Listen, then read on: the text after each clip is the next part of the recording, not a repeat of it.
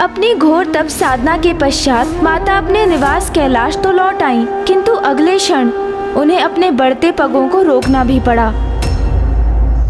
रुक जाओ पार्वती, तुम कैलाश में प्रवेश नहीं कर सकती।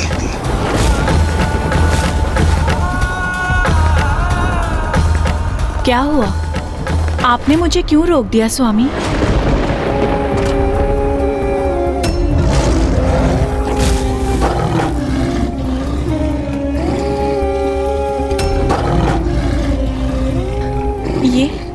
ये तो मेरा सिंह, मेरा भक्त सोमनंदी है, इसीलिए अब से ये मेरी सेवा में कैलाश में ही रहेगा। किंतु यह संभव है पार्वती। क्यों असंभव है स्वामी? क्योंकि यह कैलाश के नियमों का उल्लंघन होगा जो मैंने स्वयं स्थापित किए हैं। कैसा नियम स्वामी? क्योंकि मात्र मेरे गणों को ही कैलाश में निवास करने का अधिकार है, किसी अन्य जीव को नहीं। किंतु ऐसा नियम क्यों स्थापित किया आपने? उसका क्या औचित्य है? हिंसक प्रवृत्ति है इस सिंह की। पूर्व काल में इसने ऋषि मुनियों के साथ गौ माता को आखेट कर उनके संहार करने का पाप किया है। किंतु ये पाप तो इसने मेरी शरण में आने के पूर्व किए थे स्वामी, और अब तो ये सुधर चुका है। अपनी हिंसक प्रवृत्ति का परित्याग कर इसने मेरे तप की अवधि में मेरी निगरानी कर मेरी सेवा की है इसने। मेरे तप में कोई विघ्न नहीं उत्पन्न होने दिया इसने। इसके अंतर में मेरे प्रति भक्ति जागृत होने से ही इतना बड़ा परिवर्तन आया है इसमें। इसने भक्ति पथ पर चलना आरंभ कर अपनी पाप की यात्रा का अंत कर दिया है। स्वामी, सोमनंदी मेरा कृपा पात्र है, और जिस पे मेरी कृपा दृष्टि होती है वो अपने समस्त दुखों, पापों और कष्टों से मुक्त हो जाता है। आपके गण आपके कृपा पात्र हैं, इसीलिए उन्हें कैलाश में निवास करने का अधिकार है। किंतु ये मेरा भक्त है, और मेरा भक्त होने के कारण इसकी गणना भी आपके गणों में होनी चाहिए, और इसे भी कैलाश में रहने का अधिकार मिलना चाहिए स्वामी।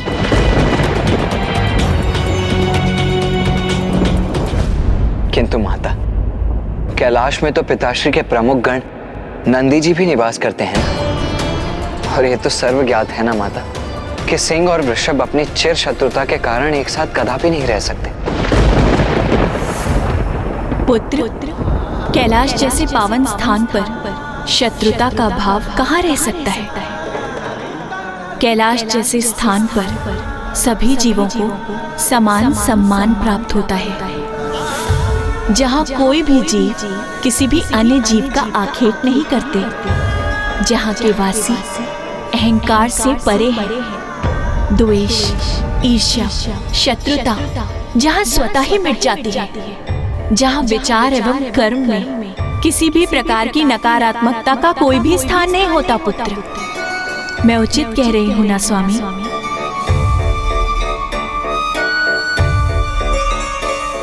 ये कैलाश ही है जहाँ महादेव के सर्प, पुत्र गणेश के मूषक, पुत्र कार्तिकेय का मयूर प्राकृतिक स्वभाव से शत्रु होते हुए अपनी शत्रुता के भाव से रिक्त होकर शांति और सौहार्द से एक साथ विचरण करते हैं, उसी प्रकार नंदी और सोमनंदी भी एक साथ यहाँ निवास करेंगे। आपने सर्वथा सत्य कहा प्रिय।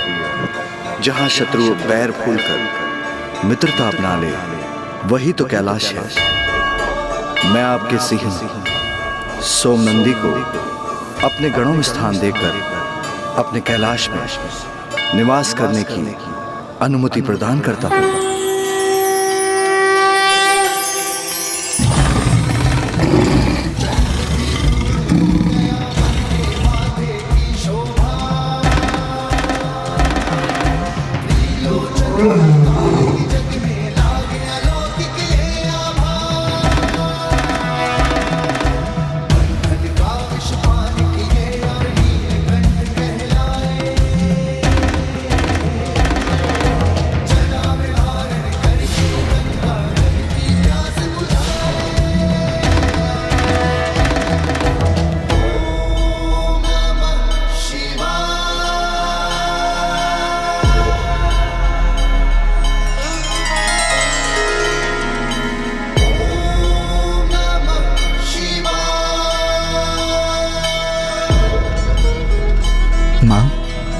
आपको ये लाल पुष्प पंखुड़ियों की परत कैसी प्रतीत हो रही है? मैंने स्वयं आपके स्वागत में इन्हें बिछाया है। ये तो अति सुंदर है पुत्र। और माँ, ये रंगोली मैंने बनाई है, कैसी है? ये भी अति सुंदर है। नाथ, मेरे दोनों पुत्रों ने इतने उत्साह से मेरे स्वागत की व्यवस्था की है, किंतु आपने मेरे स्वागत के लिए क्या किया है नाथ? पार्वती, पुष्प तो नहीं, किंतु मेरे नेत्र, मेरे प्राण, मेरी प्रत्येक श्वास सभी आपकी प्रतीक्षा में कब से बिछे हैं।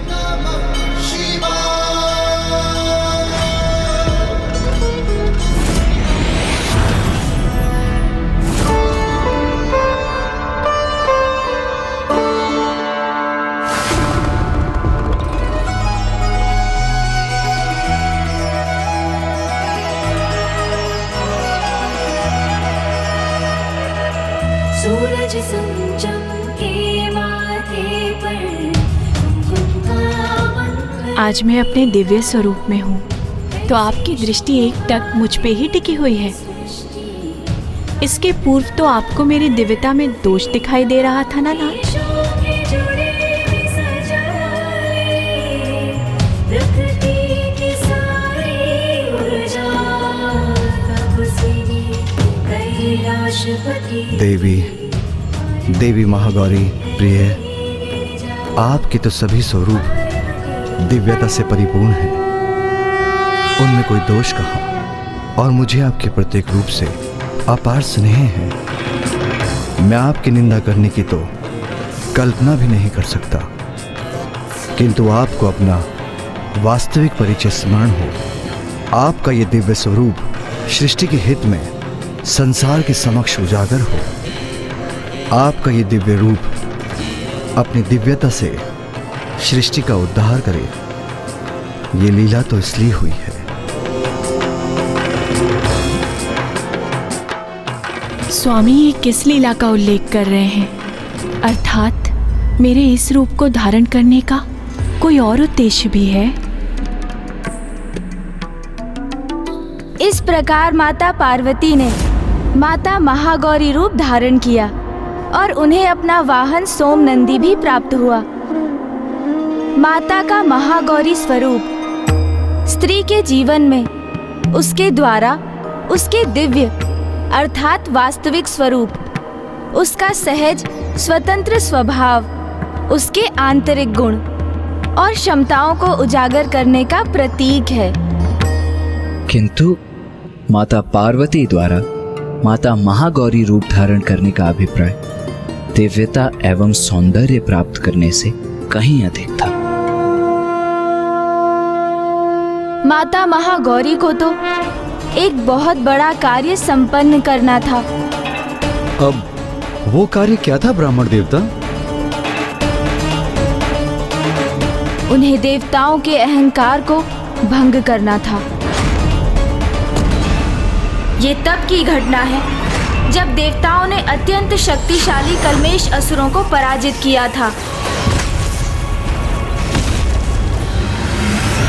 देवराज इंद्र की, देवराज इंद्र की, देवराज इंद्र की, देवराज इंद्र की, देवराज इंद्र की, देवराज इंद्र की, देवराज इंद्र की, देवराज इंद्र की, देवराज इंद्र की, देवराज इंद्र की।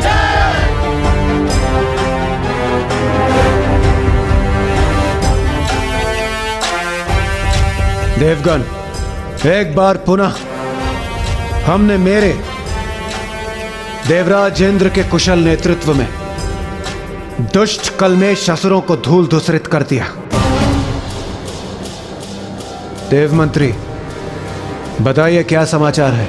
देवराज, असुर तो अब पाताल में ही छिपे रहने पर विवश हैं और पृथ्वी पर भी यज्ञ आदि सुचारू रूप से गतिशील हैं, जिसके कारण हम सभी देवताओं को बिना किसी बाधा के हमारा भविष्य प्राप्त हो रहा है। और मेरा विचार है देवराज, अब असुर पुनः कभी भी स्वर्ग पर आक्रमण करने का दुस्साहस भी नहीं कर सकेंगे। और यदि उन्होंने ऐसा प्रयास किया भी तो हम उन्हें रौंद कर रख देंगे। अब असुर अपने तक ही सीमित हैं। तो फिर जब वो हमारे प्रति कोई दोषपूर्ण व्यवहार नहीं कर रहे हैं, तो अब देवताओं के मन में उनके प्रति इतनी हिंसा क्यों है? देवगुरु, असुरों के स्वभाव से आप भी अनभिज्ञ नहीं हैं। मुझे ज्ञात है कि वो शांत है, किंतु वो कितने समय के लिए ऐसे ही शांत रहेंगे इसका कोई प्रमाण नहीं। यदि हमने उन्हें अब अनदेखा किया तो वो कुछ ही समय में हमें सताने हेतु यहां प्रस्तुत हो जाएंगे। इसलिए उनके प्रति हिंसा का भाव ही सर्वथा उचित है। इससे पूर्व कि वो हमारे लिए कोई संकट उत्पन्न करे, हमें उनका अंत कर देना चाहिए। आखेट, इन असुरों का आखेट करना चाहिए हमें। आखेट, आखेट, आखेट। देवगण, यही उचित समय है। हमें असुरों के लिए आखेट का आयोजन कर एक एक असुर को पाताल से खदेड़ कर उनका अंत कर देना चाहिए। हाँ, यह सर्वथा उचित है देवराज। हम इस आखेट को एक क्रीड़ा बना लेंगे और उस आखेट क्रीड़ा से इन दुष्ट असुरों में भय और आतंक उत्पन्न करेंगे।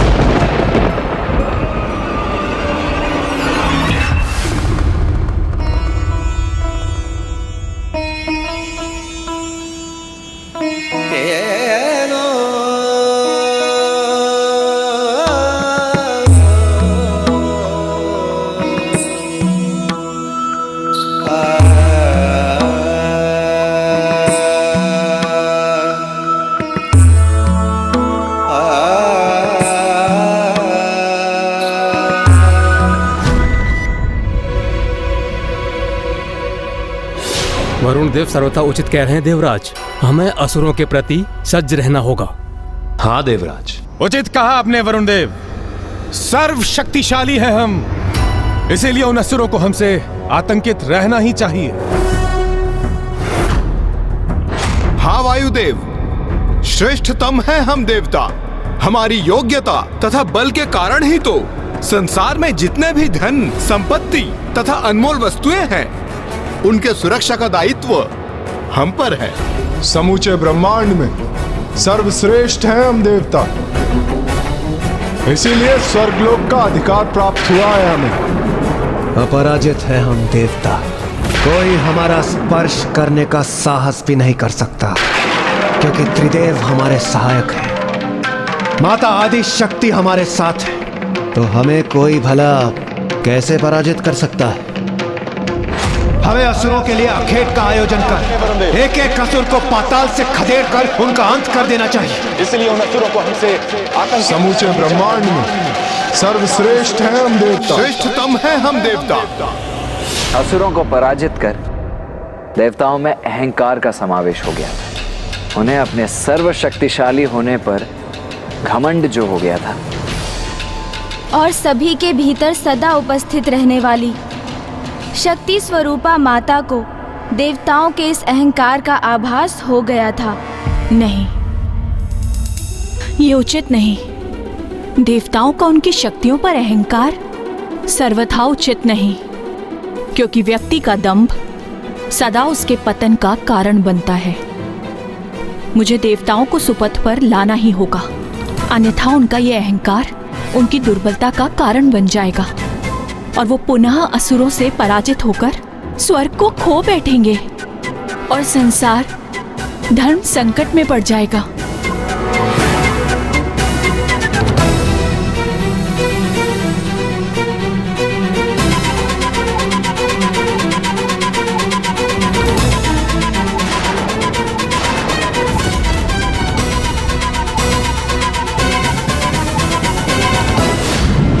संतान सुपथ से भटक जाए तो उसे सुपथ पर लाना माता का ही कर्तव्य होता है। तो उसी कर्तव्य को निभाने हेतु मुझे देवताओं के अहंकार को भंग करना ही होगा।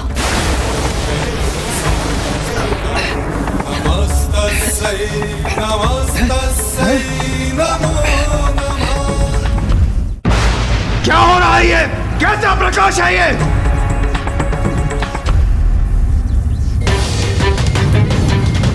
देवराज, ये कोई मायावेश्वर शक्ति पुंज प्रतीत हो रहा है। अभी तो हमने इन असुरों को पराजित किया था और अभी उन्होंने इस शक्ति पुंज को बेच दिया हम पर आक्रमण करने हेतु। देखा देवगुरु, कितने कपटी हैं ये असुर। दया के योग्य तो ये कदापि नहीं। इन असुरों को चुन चुन कर उन्हें भस्म करना होगा, हमें सर्वनाश करना होगा इनका। इंद्रदेव, इससे पूर्व कि यह हमारे लिए संकट बने, हमें जांच कर ज्ञात करना चाहिए किसकी माया है इस शक्ति पुंज के पीछे। हाँ। वायुदेव, आप इस शक्ति पुंज के निकट जाइए, जाकर देखिए इसके विषय में और क्या ज्ञात कर सकते हैं आप। उचित है देवराज।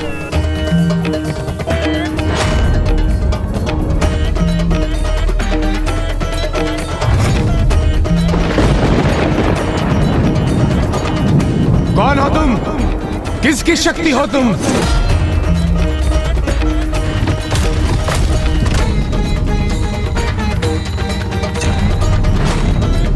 मेरा प्रश्न नहीं सुना तुमने? किसकी शक्ति हो? सर्वप्रथम आप बताइए, कौन है आप?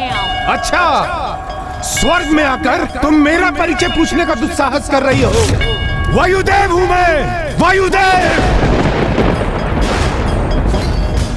इस समस्त संसार का प्राण हूं मैं। इस संसार में मुझसे अधिक बलवान कोई भी नहीं। बड़े से बड़े नगर को पल भर में उजाड़ सकता हूं मैं। उसे धूल में परिवर्तित कर सकता हूं। समझ गई मेरी शक्ति? लगता है तुम्हें मेरी शक्ति का परिचय देना होगा। उसकी कोई आवश्यकता नहीं। अर्थात समझ गई कितना शक्तिशाली हूं मैं। इतने ही शक्तिशाली हो तो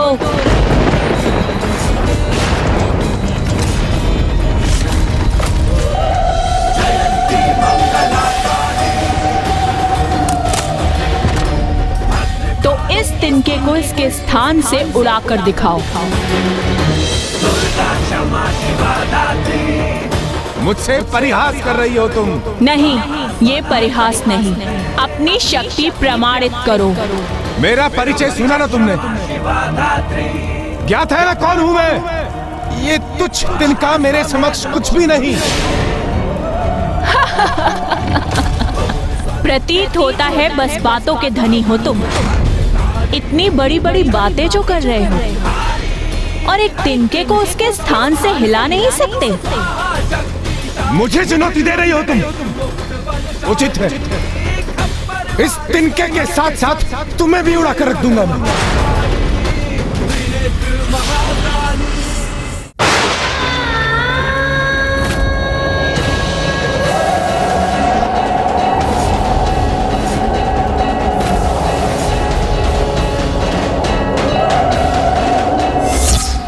इस तिनके को कुछ भी नहीं हुआ।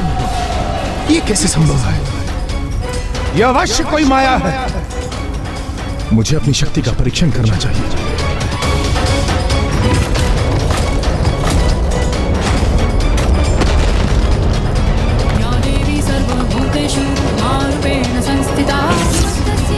मेरी शक्ति तो अपने स्थान पर स्थिर है, वो तो तनिक भी क्षीण नहीं पड़ी। मैंने उस पर्वत को ध्वंस करने के लिए नहीं कहा था आपसे। मैंने तो बस इस तिनके को हिलाने के लिए कहा था।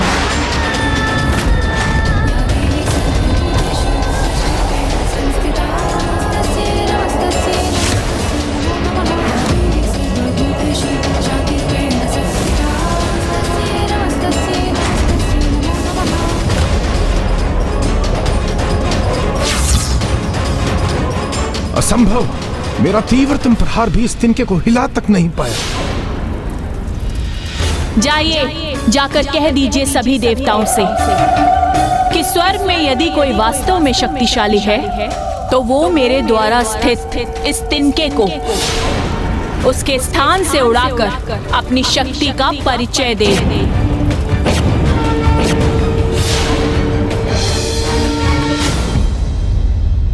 ये वायुदेव को लौटने में इतना समय क्यों लग रहा है? देवराज!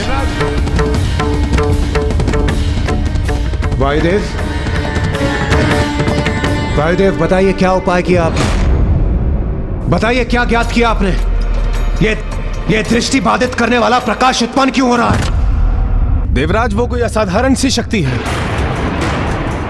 ऐसा प्रतीत पड़ता था मानो उस अग्नि के भीतर कोई अत्यंत ही शक्तिशाली मायावी स्त्री स्थित हो, और आप उस मायावी स्त्री को पराजित करने में अक्षम रहे।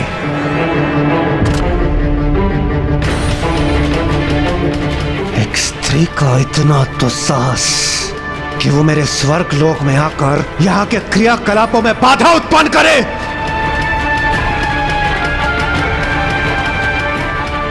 इसका उचित पाठ मैं उसे अवश्य सिखाऊंगा। वो शक्ति जो भी हो, समस्त देवताओं को प्रत्यक्ष चुनौती दी है और उसने कहा है यदि जाइए, जाकर कह दीजिए सभी देवताओं से कि स्वर्ग में यदि कोई वास्तव में शक्तिशाली है तो वो मेरे द्वारा स्थित इस तिनके को उसके स्थान से उड़ाकर अपनी शक्ति का परिचय दे। तो मात्र एक तिनके को उड़ाने में अक्षम रहे हैं आप वायुदेव। देवराज, मेरा विश्वास कीजिए, वो कोई साधारण शक्ति नहीं है। साधारण हो अथवा असाधारण, उस शक्ति ने तिनके को उड़ाने की चुनौती दी है ना, किंतु मैं उससे कहीं अधिक करूंगा। तिनके को भस्म कर दूंगा मैं। देवराज इंद्र, मुझे आज्ञा दीजिए।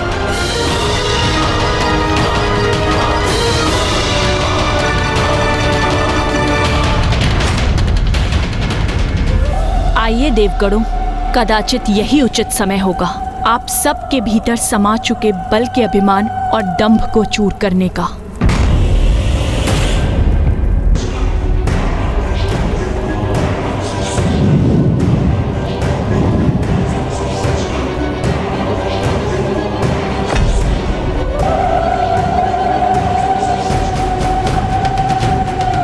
अग्निदेव हूं मैं, अग्नि का स्रोत, इसलिए तुम्हारी ऊर्जा का प्रकाश मेरी दृष्टि को बाधित नहीं कर सकता। अच्छा, तो पूर्ण विश्वास है आपको कि आप भी अग्नि के स्रोत हैं। सुना नहीं तुमने? अग्निदेव हूं मैं, अग्नि ही मेरा परिचय है। क्या चुनौती दी थी तुमने हम देवताओं को कि इस तुच्छ तिनके को उड़ाकर दिखाएं हम देवता? देखो इस तुच्छ तिनके को कैसे भस्म करूंगा मैं। तो ये तो आपके लिए अत्यंत सरल होना चाहिए ना, क्योंकि अभी तो आपने कहा कि आप ही अग्नि के स्रोत।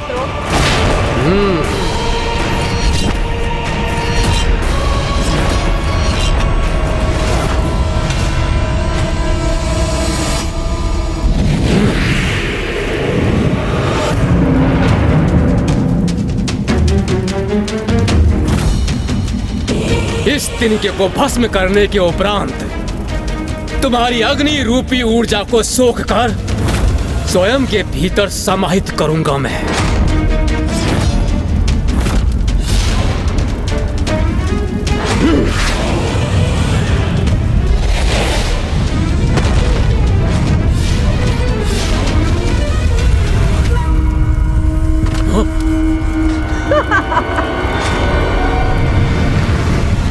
क्या हुआ अग्निदेव? वो तिनका भस्म हो गया?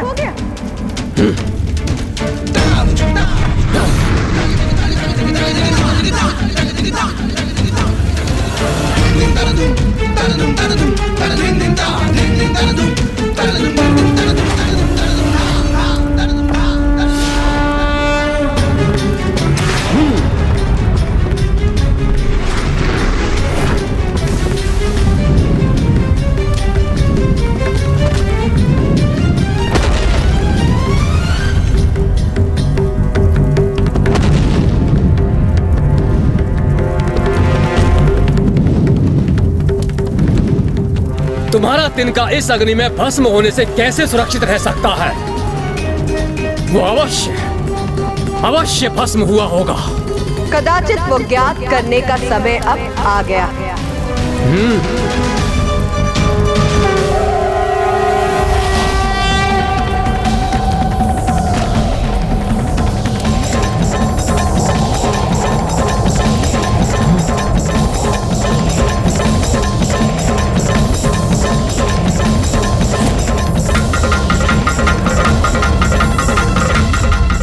ये शक्ति तो स्वयं अग्निदेव को अपने भीतर समाहित कर रही है,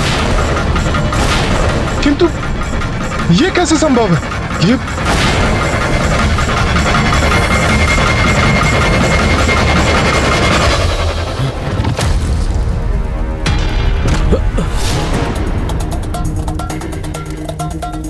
बहुत अहंकारी प्रमाणित हुए आप अग्निदेव।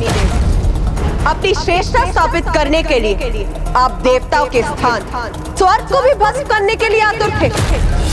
मुझे ज्ञात है यहाँ क्या घटित हुआ है।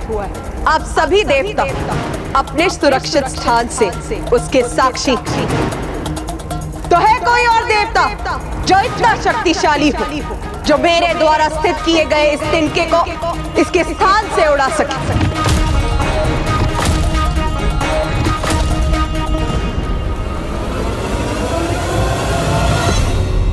इसका इतना दुस्साहस इस मायावी स्त्री का जो ये हम देवताओं को चुनौती दे रही है, इसका अभी इसी क्षण प्रत्युत्तर देना होगा। देवराज इंद्र माता की दिव्यता स्वीकार करने के स्थान पर उन्हें एक आसुरी शक्ति ही मानते रहे। अहंकार का अंधकार सत्य का परिचय कहां होने देता है भला। देवताओं के अहंकार ने उनकी दृष्टि और बुद्धि दोनों को ही भ्रमित कर दिया था महाराज।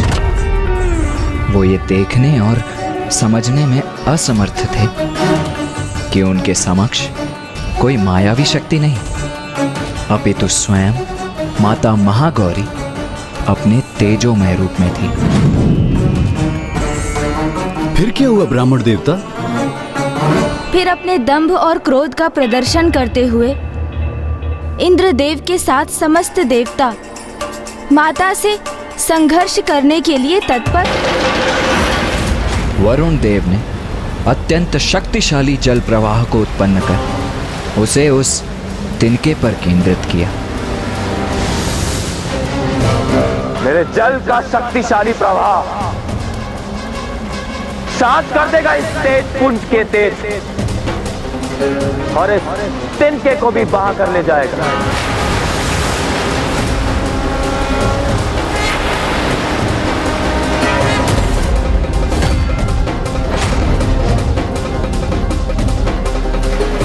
किंतु माता के तेज पुंज का स्पर्श करते ही वरुण देव द्वारा उत्पन्न जल वाष्प में परिवर्तित होकर वायु में समाहित हो गया।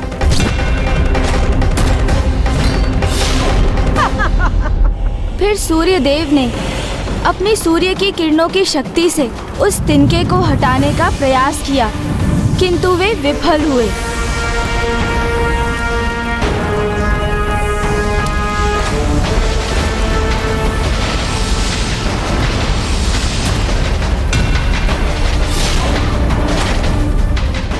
जिसके उपरांत कुबेर देव जी ने भी अपनी गदा का प्रयोग किया।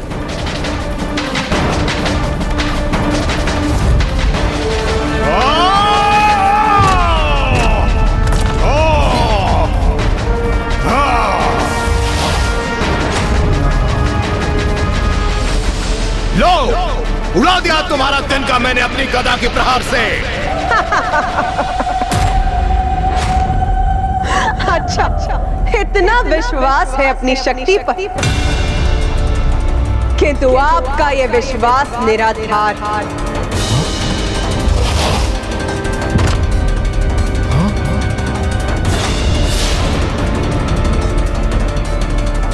कोई आसुरी शक्ति नहीं, ये अवश्य कोई दिव्य शक्ति है।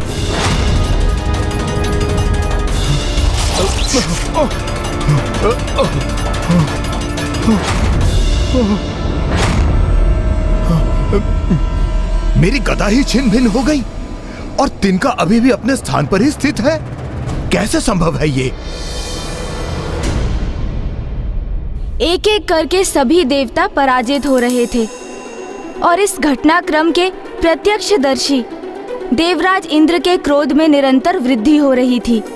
और जब सब देवता असफल हो गए तो स्वयं देवराज इंद्र ने प्रयास करने का निर्णय लिया।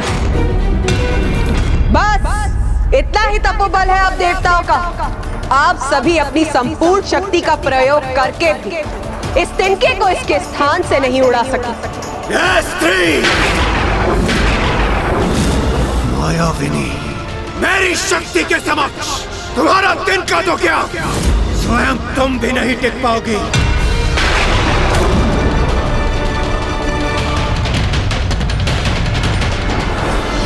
मुझे इंद्रदेव को इनका सामना करने से रोकना होगा। मैं अपने तपोबल से कैसी शक्ति उत्पन्न करूंगा, ये तुम्हें अभी ज्ञात नहीं।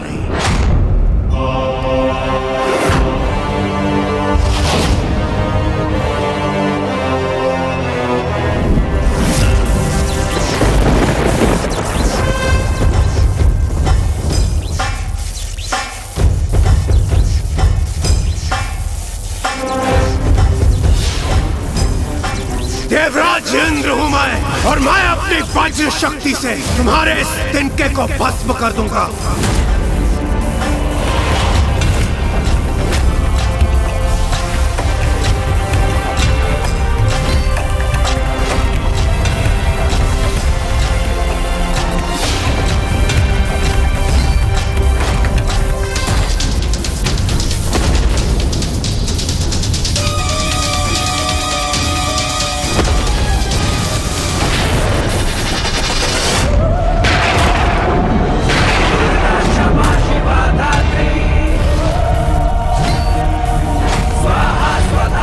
इंद्रदेव, आपकी यह शक्ति इस तिनके को तो नहीं हिला सकी, किंतु ये पलटकर हम पर ही वार कर रही है।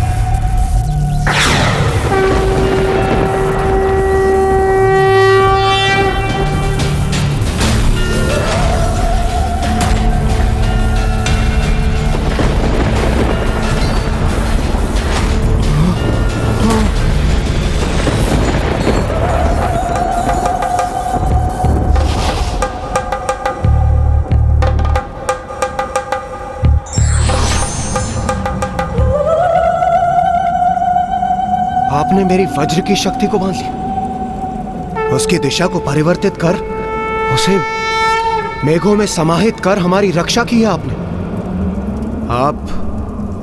आप कोई शत्रु शक्ति नहीं हो सकती। तो फिर कौन है आप? कृपया अपना परिचय दीजिए। आप सबके भीतर जो शक्ति उपस्थित है वही हूं मैं।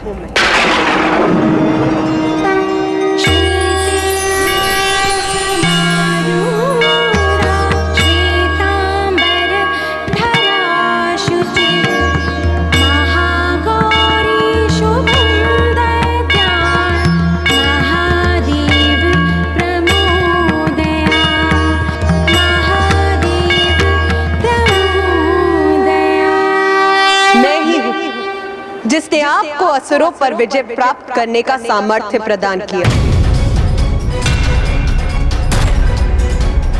आप सभी अपनी शक्ति के अहंकार में डूब चुके थे, इसीलिए आपको यह स्मरण कराने हेतु कि अहंकार सदा विनाश का कारण बनता है।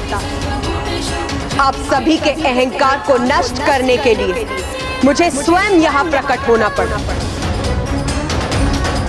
और वैसे भी उस शक्ति पे अहंकार करने का क्या औचित्य जो आपकी है ही नहीं, क्योंकि जिस शक्ति पर आपको इतना दम वो तो स्वयं मैं हूं। मैं।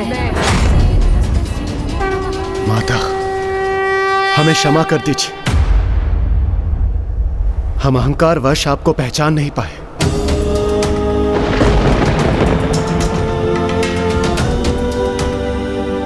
माता, हमसे बहुत बड़ी भूल हो गई, हमें क्षमा कर दीजिए माता।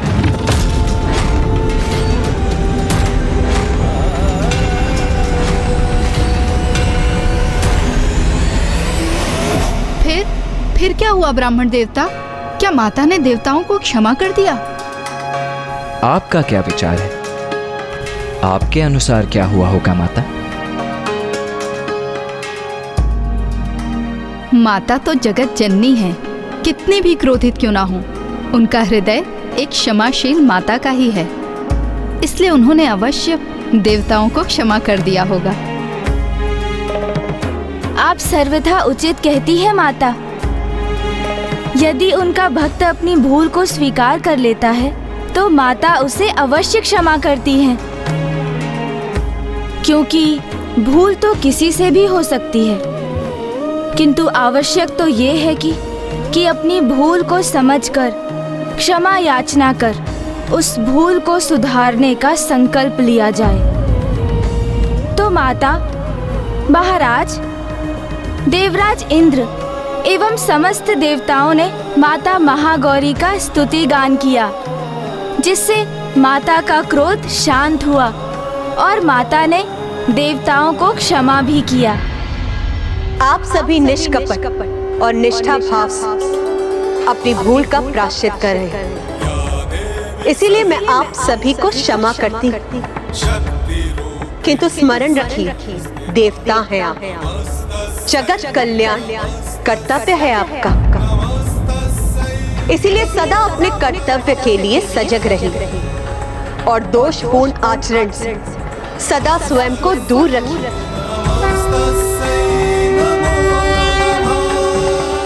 माता की शक्ति तो अमोघ है और पूर्ण निष्ठा और भक्ति से उनकी उपासना करने वाले भक्त के सभी कलुष धुल जाते हैं। पूर्व काल में किए गए पाप मिट जाते हैं और भविष्य में दुख, संताप, पाप, रोग ऐसे भक्त के निकट भी नहीं आते हैं और माता के ऐसे निष्ठावान भक्तों को सकारात्मक शक्तियां भी प्राप्त होती हैं। अब हम माता महागौरी की आरती करेंगे।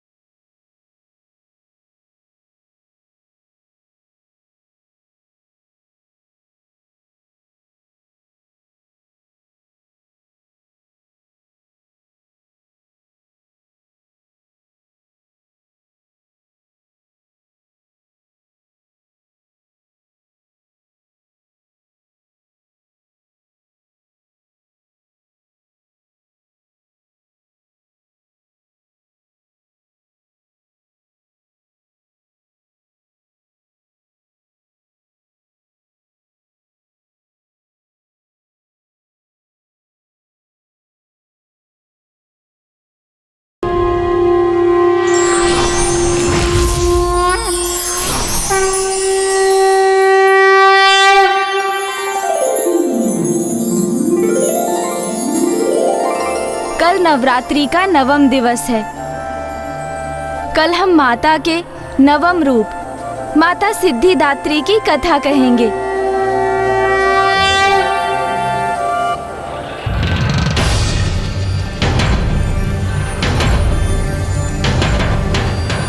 आज नवरात्रि का 9वां दिवस है।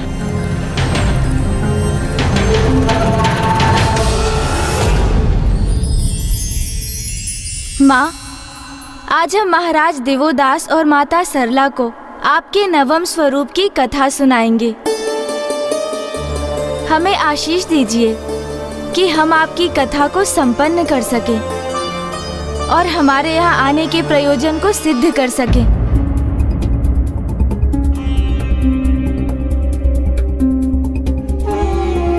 भैया, क्या हुआ? जैसे जैसे इस संसार से वेद लुप्त होते जा रहे हैं, वैसे वैसे हम देवता भी दुर्बल होते जा रहे हैं और दुर्गमासुर के आतंक में वृद्धि के कारण सृष्टि पर संकट की छाया और भी गहराती जा रही है। इस समस्या का समाधान तभी संभव है जब महाराज देवोदास अपनी भूल को समझ ले। और यदि ऐसा नहीं हुआ यदि हमारे समस्त प्रयासों के पश्चात भी महाराज देवोदास अपनी भूल समझने में असमर्थ रहे तो, यदि हम अपने उद्देश्य को पाने में असफल हो गए तो? भक्त की भक्ति कभी असफल नहीं होती देवराज इंद्र।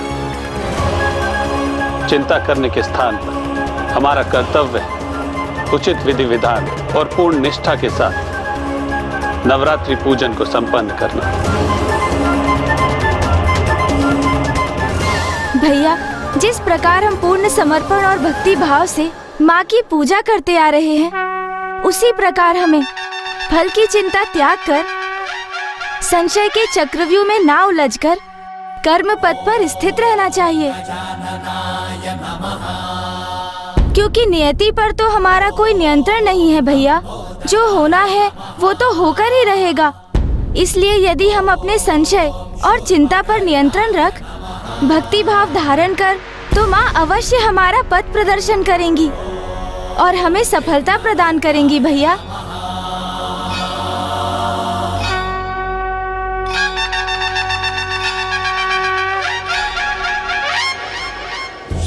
ब्राह्मण देवता, मैं माता के नवम स्वरूप की कथा श्रवण करने के लिए अधीर हो रही हूँ। मैं भी आप दोनों को माता के नवम रूप की कथा बताने के लिए अत्यंत आतुर हूँ माता, क्योंकि इसके पश्चात ही महाराज देवोदास का अंतिम चित्त भी जागृत हो जाएगा और उन्हें ज्ञात हो जाएगा कि उन्होंने पिताश्री को उनकी काशी से और माता को पिताश्री से विलग कर कितनी बड़ी भूल कर दी है। महादेव, काशी में एक ही राजा हो सकता है।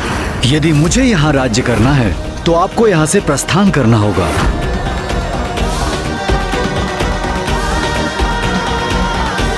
गणेश, माता का नवम स्वरूप अर्थात माता सिद्धिदात्री।